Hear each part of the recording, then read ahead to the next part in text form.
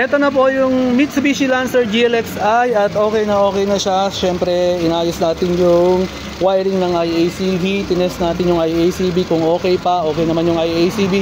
Salamat naman dahil mahal po ang IACV. And nagpalit tayo ng PCB valve dahil sobrang usok nito noon. Ngayon wala nang usok. Salamat naman din. And nag-install din po ako ng idle app pang Toyota para makontrol ni Bossing yung idle ng kanyang idle RPM ng kanyang aircon. Gusto niyang taasan, siyempre tataasan niya para hindi na siya magka-calibrate doon sa IACV dahil mahirap pong mag-calibrate ng IACV nito. Yan, baka sumakit ang ulo, lalong masira.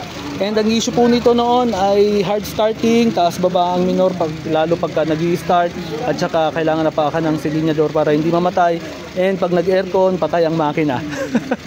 Pero minsan, pag mainit na yung engine, bumababa lang. Kaya bumababa lang yung idle RPM niya. Kaya pag tinataasan lang yung idle speed niya, yung minor, para pag nag-aircon ay hindi mamatay yung kanyang makina.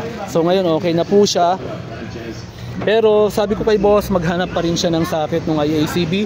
Yun po kasing socket na nabili, na order sa online ay pang Cedilla, mas maliit. So yung mas malaki ang kailangan niya. Parehas po kasing 6 pin, kaya akala mo pareho. Pero yung isa po ang kailangan niya. Kaya eto, yun muna. Tiniis ko na munang ayusin yung sa socket ng IACV niya. Durug-durug na kasi yung division na plastic dun sa loob. And eto, okay na siya. Wala nang check engine light. Ayan, and sinet ko po, since automatic ito, 750 RPM on idle. Automatic po ito. At kaya yan lang po yung sinet ko na idle sa kanya. Pwede naman taasan natin konti ng 800 to 850 RPM. Pero ito lang po yung sinet ko sa kanya dahil pag nag-gear po ako, nag-engage ng gear, nasa 50 RPM lang po yung nababawas. So okay po yan, walang nginig. And pag nung nag-set po ako ng aircon, idle ng aircon, yung idle ng aircon ko ay nasa 850 to 900 RPM. Ayan, so meron na po siyang idle up sa aircon. And wala na yung check engine light nga. And pinong-pino na po yung tunog, halos hindi marinig yung andar ng makina. Yung lagitik na lang, tik-tik-tik-tik na lang. Normal naman po yun. And so syempre tuwang-tuwa si Bossing, pati ako tuwang-tuwa syempre dahil isa na naman na ayos natin na sasakyan. And patayin natin ang aircon. Normal po yan, no? Kasi may load po ang aircon. Kaya pagka pinatay natin, gagaang yun sa makina. So, gagaang. Ang ikot ng makina, magagaanan. Paano ko ba explain? Magiging magaan para sa makina. Kaya tumataas muna minor. And then, bababa niya dun sa sinet natin na idle RPM. Ganun din po, pag nag-engage tayo dito. Ayan.